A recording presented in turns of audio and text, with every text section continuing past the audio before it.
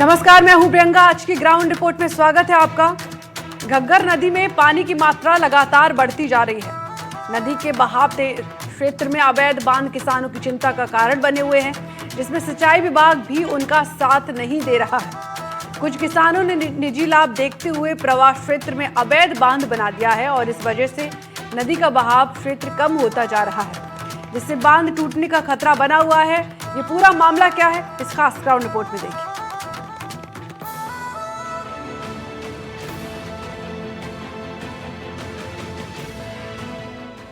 घग्गर नदी में पानी लगातार बढ़ता जा रहा है और अगर ऐसे ही पानी की आवक जारी रही तो आसपास के 70 से ज्यादा गांव प्रभावित हो सकते हैं। आपको बता दें कि पानी अब अनूपगढ़ की मजनू पोस्ट को पार कर चुका है, जो भारत पाक अंतर्राष्ट्रीय सीमा से महज 500 मीटर की दूरी पर है। पानी की ज्यादा आवक होने से घग्गर क्षेत्र के किसानों में खुशी तो है, लेकिन नदी के बहाव क्षेत्र में अवैध बांध किसानों की चिंता का कारण बने हुए हैं, जिसमें सिंचाई विभाग भी उनका साथ नहीं दे रहा। पहले घग्गर नदी के प्रवाह क्षेत्र 6 बीघे में था, लेकिन कुछ किसानों ने प्रवाह क्षेत्र में अवैध बांध बना दिए हैं, जिस कारण से घग्गर नदी का प्रवाह क्षेत्र घटकर मात्र 1.5 बीघे में रह गया है। इस बार घग्गर नदी में अगर पानी की आवक ज्यादा होती है तो बांध टूटने का खतरा बढ़ सकता है और बांध टूटने से किसानों और ग्रामीणों को काफी नुकसान उठाना पड़ सकता है। घग्गर नदी के प्रवाह क्षेत्र के किसान कई बार प्रशासन को समस्या से अवगत करा चुके हैं, लेकिन प्रशासन ने अभी तक इस समस्या का कोई समाधान नहीं किया है। हम भारत पाक अंतर्राष्ट्रीय सीमा पर 400 मीटर पीछे खड़े हैं और ये पानी आ गया और ये आज शाम तक पानी क्रॉस कर जाएगा अंतर्राष्ट्रीय सीमा को। और यहाँ की समस्या हमारी ये है कि घग्गर का जो ये अवैध बंदा है ये अभी भी स्थापित है, जबकि बार बार प्रशासन ये कहता है कि अवैध बंदों को हटाने की कार्रवाई की गई।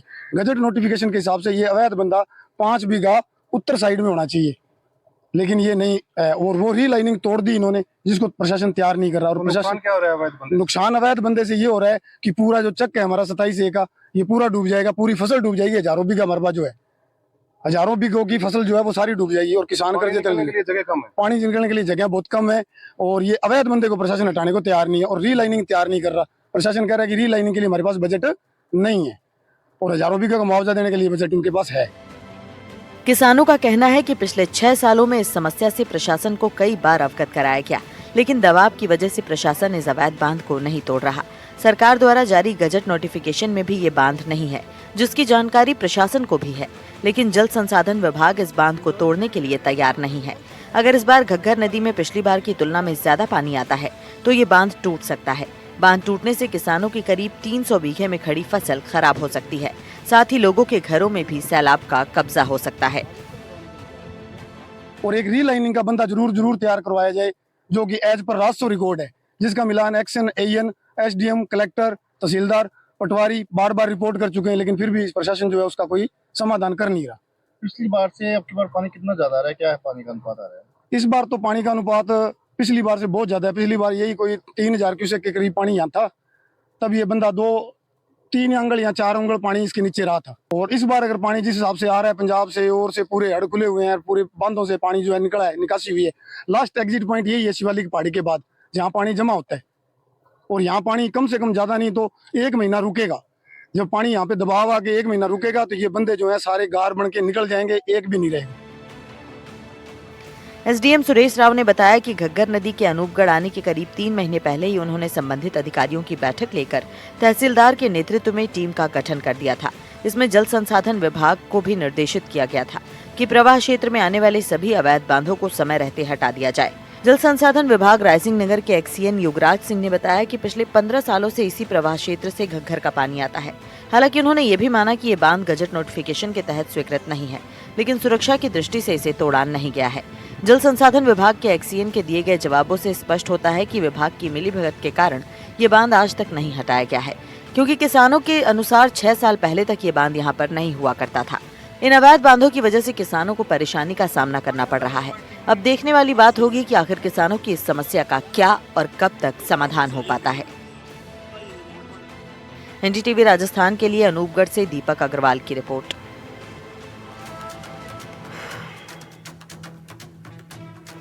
तो घग्गर में लगातार बढ़ता जलस्तर लोगों की चिंता बना हुआ है। जिला प्रशासन भी व्यवस्थाएं चाक चौबंद करने के दावे लगातार कर रहा है। बांधों की मजबूती और दूसरे साजो सामान के दावों की हकीकत जानने के लिए एनडीटीवी राजस्थान की टीम देर रात करीब 2 बजे घग्गर के बांधों की मजबूती और व्यवस्थाओं की हकीकत देखने पहुंची। ये पूरी स्थिति क्या है, इस खास रिपोर्ट में देखें।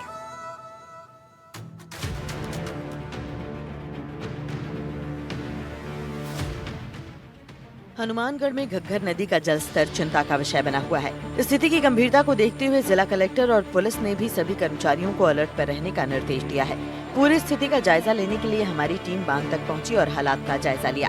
हमारे संवाददाता ने लगभग 2 किलोमीटर बंधों पर पैदल चलकर बंधों के हालात देखे तो बारिश के बाद कई जगह कीचड़ और कई जगह ताज़ा मिट्टी डालने के बावजूद बारिश से आई दरारें और कटाव साफ नजर आ रहा था। घग्गर में लगातार बढ़ता जलस्तर जहां शहर वासियों के लिए एक बड़ी चिंता का सबब बना हुआ है, वहीं जो संभावित बाढ़ की आशंका है उसको टालने के लिए जिला प्रशासन तमाम दावे कर रहा है। जो बंदे हैं उनके ऊपर पैदल और साइकिल से लगातार जो अधिकारी है वो निरीक्षण कर रहे हैं। लगातार जो स्थितियां है उनको नियंत्रण में बताया जा रहा है। जब भी सवाल उठता है तटबंधों का तो प्रशासन तमाम तरह के दावे करता है उनके निरीक्षण के, लेकिन लगातार जो बरसात हो रही है वो कहीं ना कहीं तटबंधों के अंदर लगातार कटाव लाती जा रही है। देखिए, मैं अभी घग्गर के पुल के ऊपर खड़ा हूँ और यहाँ का ये जो कटाव देखिए, शाम को हुई मामूली बारिश ने न सिर्फ ये देखिए कितना बड़ा कटाव है, ये लगभग 14 से 15 फीट लंबा ये कटाव है। और ये कटाव अगर और तेज बारिश होती है तो इस तरह के जो कटाव है ये कहीं ना कहीं शहर को डुबोने का बड़ा कारण बन सकते हैं। हालांकि जो स्थानीय लोग हैं वो लगातार इन तटबंधों की निगरानी कर रहे हैं। इसके साथ साथ जो ऐसे घारे, ऐसी दरारें जो तटबंधों में आ रही है उनको भरने का काम भी कर रहे हैं। मेरे साथ कुछ यहाँ स्थानीय लोग मौजूद हैं जो यहाँ रात्रि को इन तटबंधों का निरीक्षण करते हैं, नजर रखते हैं इनके ऊपर कि कोई भी अपरिहार्य घटना ना हो। आप बताएं, क्या करते हैं आप यहाँ पे? चौकीदारी करते हैं जी। चौकीदारी करते हैं। चौकीदारी करते हैं जी। और किस लिए चौकीदारी करते हैं, और अगर कोई घटना हो, दुर्घटना हो जाए तो आप क्या करेंगे?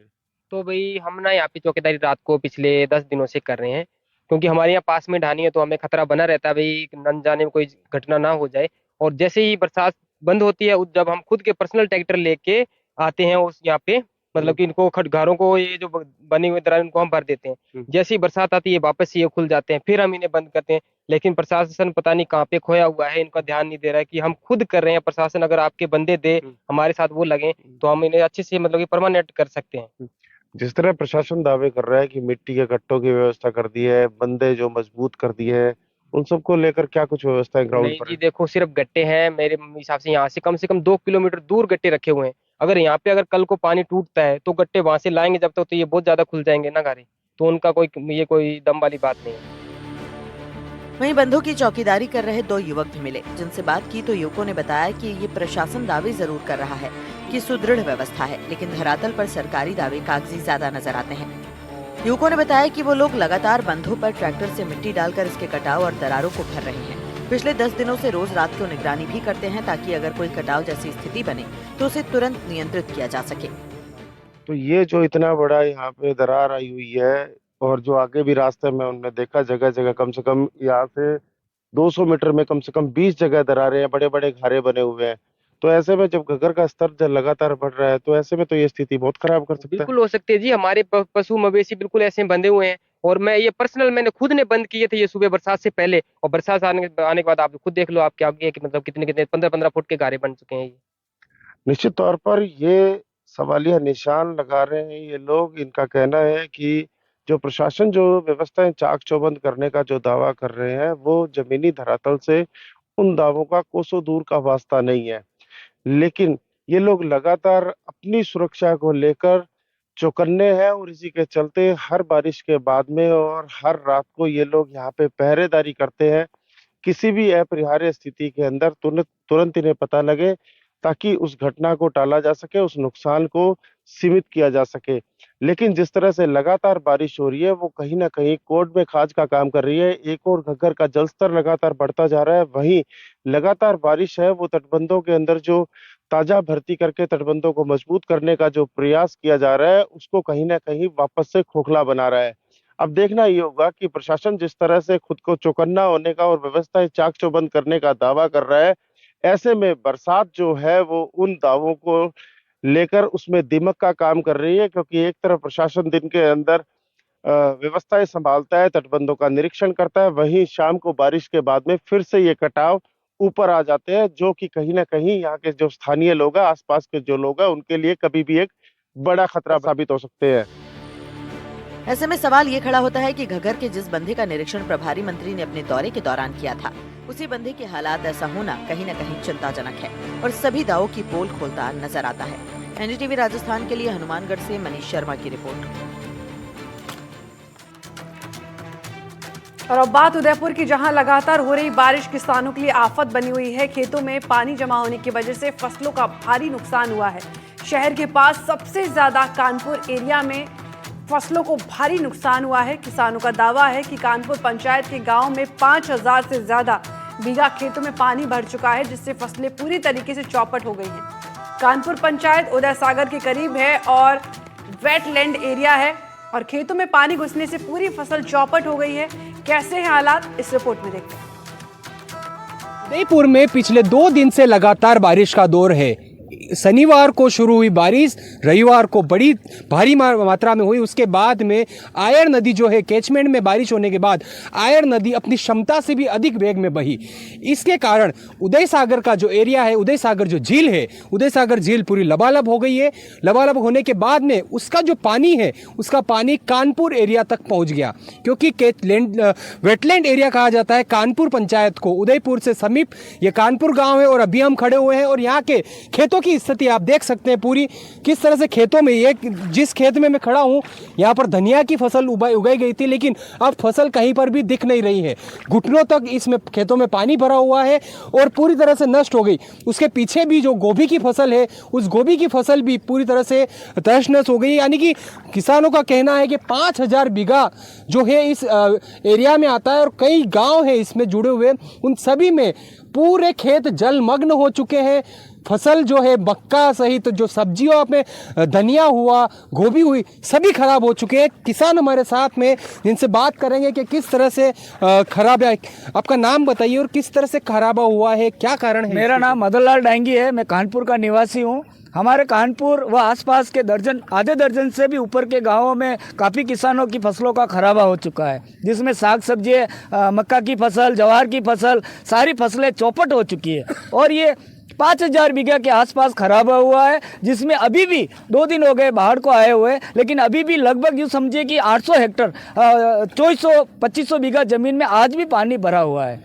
अच्छा, क्या कारण है? उदय सागर का पेटा कहा जाता है ये पूरा एरिया, और पेटे के बाद में आपका गांव शुरू होता है। देखिए, हमारा जो सदियों से जो हमारे ये गांव बसा हुए हैं, जो आयड नदी के दोनों छोर पे जो गांव बसे हुए हैं, उन गांवों का भौगोलिक स्तर इतना सुदृढ़ था पहले, जब ये उदय सागर की तालाब की बसावट हुई थी उस समय। लेकिन अभी जो उदयपुर के जो आसपास के जो विकास प्राधिकरण के पास के में नक्शे में उदयपुर शहर के 42 तालाब थे, वो आज उसमें से 22 तालाब जिंदा है। 20 तालाब जो निजी खातेदारी के थे वो तहस नहस हो चुके हैं। उदयपुर शहर के अंदर कॉलोनियां बस चुकी है। वो 20 तालाब का जो पानी है वो कॉलोनियां बसी, तो उससे यहाँ पे क्या इफेक्ट? देखिए, अगर 20, आप जरा सोचिए, 20 तालाब का पानी, जो तालाब अभी वर्तमान में मृत स्थिति पे है, वहां पर कॉलोनियां बस गई। वो 20 तालाबों का पानी सीधा आयड नदी में प्रवेश कर रहा है। जब भी बरसात होती है, हर साल का ये रोना है। किसानों के साथ में हर साल यही स्थिति बनती जा रही है। आप बताइए बाबूजी, किस तरह से कितना एरिया और कितने परिवार प्रभावित हुए होंगे? मतलब ये तो ज़्यादा जमीन मतलब नुकसान में ही है, पानी भरा हुआ है, फसलें सब नुकसान में हो गई है। क्या क्या कौन सी फसलें थी अभी खरीद में? मक्का, बाजरा, चारा, गोभी, धनिया सब डूब चुके हैं। आप बताइए, क्या देखते हैं, कितना फसल खराब? आपका खेत कौन सा है? मेरा ही है पास में। यही पास में? क्या वो बोया था आपने और अभी क्या है? ये चारा बो रखा है। चारा बो रखा और अभी है वो? हाँ है। कानपुर क्षेत्र के मुख्य मार्ग के पास के जो खेत थे, वहाँ की स्थिति आपको दिखाई। अब देवड़ों की भांगल नाम है इस एरिया का, जो कानपुर पंचायत में ही आती है। यहाँ पर भी पूरी तरह से खेत डूब चुके हैं। आवासीय क्षेत्र भी, कुछ लोग यहाँ पर रहते भी हैं और कुछ महिलाएं भी, जिनसे बात करेंगे कि उनको किस प्रकार के खेत से जुड़ी या अन्य कौन सी समस्या यहाँ पे आ रही है। क्या आपके कितना पानी भरा, कौन सी फसल या नष्ट हुई, कितनी हो गई है? हमारे कानपुर गांव में 30 बीघा जगह है, जिसमें पानी बहुत ज़्यादा भर गया है। सड़क आने जाने की सुविधा भी, मतलब बच्चों को पढ़ाई में भी 3-4 दिन से घर पे हैं, वो पढ़ाई भी नहीं कर पा रहे हैं, और लाइटें भी 4-5 दिन से नहीं है। और वो बात तो है ही है, लेकिन उसके अलावा हमारे पशुओं को भी चारा नहीं मिल पा रहा है, वो खा नहीं पा रहे हैं। अब कहाँ से आए, सब पानी भर गया चारों तरफ से। तो अब अच्छा, ये जब पूरी नदी जो अपनी पूरी बहाव क्षमता से अधिक बही थी, उस टाइम यहाँ पर भी पानी था, आप घर आना जाना बंद हो गया था? नहीं, सब बंद था रास्ता, पानी आना जाना नहीं हो रहा था। यूँ पहले से भी मतलब रोड भी इतनी ख़राब स्थिति है यहाँ पे। आप भले मैं यहाँ बाकी के और भी हैं, इन सबसे पूछ सकते हैं कि रोड भी इतनी गंदी हो रही है, यहाँ कोई आना जाना संभव नहीं है यहाँ। जी, आप कुछ बता रहे थे। हाँ, ये स्थिति है तो या बनू ये कह रहा जैस पानी भर गया है। पानी है। आप बताएं भैया, क्या स्थिति आपके देवड़ों की भांगल गांव है, कितना एरिया यहाँ पर प्रभावित हुआ और क्या स्थितियाँ हैं यहाँ? मोस्टली यहाँ पे 70% जो एरिया है वो प्रभावित हुआ है, जिससे क्या है कि फसलें सारी नष्ट हो गई है, जिससे क्या है कि पशुओं के दाना पानी वगैरह चारा वारा उनकी कमी हो गई है, जिससे मतलब जो सूखला होता है उसमें भी उनके घरों में पानी भर गया है, जिससे सूखला भी खराब हो गया है। तो अब क्या है कि मोस्ट प्रॉब्लम ये आ रही है कि भाई अब पशुओं के चारे की व्यवस्था नहीं हो पा रही है और पानी बहुत ज़्यादा हो गया है इधर उधर, जिससे रोडों के हाल भी ख़राब हो गए, जिससे लाइटें भी नहीं आ रही है। 3-4 दिन से लाइटें भी कनेक्शन नहीं हो पा रहे हैं, लाइट नहीं दे पा रहे हैं और पानी काफ़ी ज़्यादा भर गया है खेतों में, जिससे मोस्टली क्या है कि चारे की व्यवस्था नहीं हो पा रही, जिससे गायें भैंसे और जानवर भूखे मर रहे हैं। अभी आपको स्थिति बताऊंगा, ये जो पानी है पूरे सड़क के बिल्कुल पास में और ये खेत, ये पूरे खेत जो है पूरे जलमग्न हो गए। इधर ये जो फसल है पूरी आड़ी हो चुकी है। अब इसके खड़ी होने की भी स्थिति इसलिए नहीं है क्योंकि मक्की में दूध वाले दाने आने के बाद में अगर वो एक बार लेट जाती है, किसानों का कहना है कि मक्कियों में दूध वाले दाने आ जाते हैं, वो लेट जाती है, तो वो भले धूप भी तीखी निकल जाए, ज़मीन सूख भी जाए तो वो खड़ी नहीं होती है। बताइए क्या समस्या है? सारी फसलें सड़ चुकी है और पशुओं को खिलाने के लिए हमारे पास में अब अभी कुछ भी नहीं है। सरकार से अनुरोध करते हैं कि जल्द से जल्द हमारे पशुओं के लिए सहायता राशि और सूखले की व्यवस्था की जाए। सारी व्यवस्थाएं ठप हो चुकी है यहाँ पे। बिल्कुल, ये कानपुर है, जो उदय सागर झील है, जो उदयपुर शहर की सबसे बड़ी झीलों में से एक कही जाती है और उसके बाद में वल्लभनगर बांध में पानी जाता है और उसके बाद में चित्तौड़गढ़ की तरफ में ओवरफ्लो होकर चला जाता है। तो कानपुर गांव के 5000 बीघा से ज़्यादा ज़मीन जो है पूरी तरह से प्रभावित हो चुकी है। विपिन सोलंकी, NDTV उदयपुर। तो जैसलमेर सहित कई जिलों में मौसम ने करवट ली है और भारी बारिश का अलर्ट जारी किया है। आगामी 24 घंटे में तेज बारिश की संभावना जताई जा रही है, जिसे देखते हुए जिला कलेक्टर ने एहतियातन स्कूलों में छुट्टी घोषित की है। शहर और ग्रामीण इलाकों में रुक रुक कर बूंदाबांदी का सिलसिला लगातार जारी है। वहीं आसमान में घने काले बादलों ने डेरा डाल रखा है। बाजारों में बारिश के बीच थोड़ी रौनक जरूर नजर आई, लेकिन किसानों के लिए बारिश राहत नहीं, अब आफत बन गई है। देश भर में जहां लगातार बारिश हो रही थी और जैसलमेर के किसान इंतजार कर रहे थे, लेकिन आज 8 सितंबर को मौसम विभाग ने 24 घंटे में भारी बारिश की चेतावनी दी है और सुबह से ही मौसम सुहाना हो रखा है। लेकिन कितनी बारिश होगी ये तो देखने की बात है। चेतावनी के बाद अब जो है वो स्कूल की छुट्टियां कर दी गई है, लोग जो है वो सारी प्रिपरेशन करके बैठे हैं और सबसे बड़ी बात यह कि तेज हवाओं का दौर शुरू हो चुका है, जिससे उम्मीद बंधी है कि इस बार फिर तेज बारिश जैसलमेर में होगी। पिछले दिनों से बारिश का जो इंतजार है वो खत्म होने का नाम नहीं। शहर की तस्वीरें मैं दिखा रहा हूँ, देखिए किस तरह से सुबह से मौसम जो है वो सुहाना हो रखा है। लोगों की आवाजाही फिर शुरू हुई है, रुक रुक कर बारिश और बूंदाबांदी का दौर जारी है और कुछ ऐसी तस्वीरें जिले भर से सामने आ रही है। आसमान में जो है वो बादलों ने डेरा डाल रखा है, लेकिन लंबे वक्त से बारिश नहीं हुई थी। लेकिन आज भारी बारिश की जो चेतावनी है उसमें जान माल का नुकसान ना हो, इसलिए विद्यालयों को बंद कर दिया गया है और लोगों ने भी जो है वो बचाव के तमाम साधन जो है वो जुटा लिए हैं। देखिए जब बारिश बूंदाबांदी शुरू होती है तो लोग जो है इसी तरह दुकानों के आगे अपना आसरा ढूंढ लेते हैं, लेकिन बाजार में कहीं ना कहीं बारिश जैसे जैसे थमी है एक बार फिर रौनक देखने को मिल रही है और जो गंदगी है वो कहीं ना कहीं हो गई है। लोगों के चलने में काफी ज्यादा परेशानी है। वहीं टूरिस्ट जो है एक बार फिर छतरियां लिए हुए नजर आ रहे हैं। मेरे साथ कुछ स्थानीय लोग हैं, उनसे बात करने की कोशिश करते हैं। किस तरीके का मौसम है और क्या चेतावनी दी है? मौसम सुहाना है, बरसात जाते जाते मतलब ये पूरा समय जा रहा है, भाद्र पक्ष चला गया, अब आशा हो जाया। अब बारिश किसानों के लिए तो काम की है नहीं, क्योंकि अब आगे 2 महीने बाद रबी की फसल की तैयारी होगी और मौसम खुशनुमा हो गया, ये बड़ी खुशी की बात। कितनी घंटे की चेतावनी दी है, क्या है? 24 घंटे की चेतावनी दी है, तेज हवाओं के साथ अच्छी बौछार आएगी। अब देख इंतजार चल रहा है क्या होगा। देखिए किसानों को भी इंतजार है, स्थानीय लोगों को भी इंतजार है और लोग जो है वो यही आस लगाए बैठे हैं कि अगर अभी बारिश हो गई तो ठीक है, लेकिन थोड़े टाइम बाद हुई तो वो किसानों के लिए नुकसानदायक भी जो है वो साबित हो सके। आप ये तस्वीरें देख सकते हैं किस तरह जिले भर के जो शहर है वहां इसी तरह की तस्वीरें लोगों को देखने को मिल रही है। मैं आपको ये तस्वीरें दिखा रहा हूँ जैसलमेर शहर की, और शहर भर में लोग जो है वो अब घरों से निकले हैं। मौसम सुहाना है और गर्मी से राहत के साथ साथ तेज हवाओं का दौर शुरू हो गया है। अब तेज बारिश कब होगी ये देखने की बात है। श्रीकांत टीवी जैसलमेर।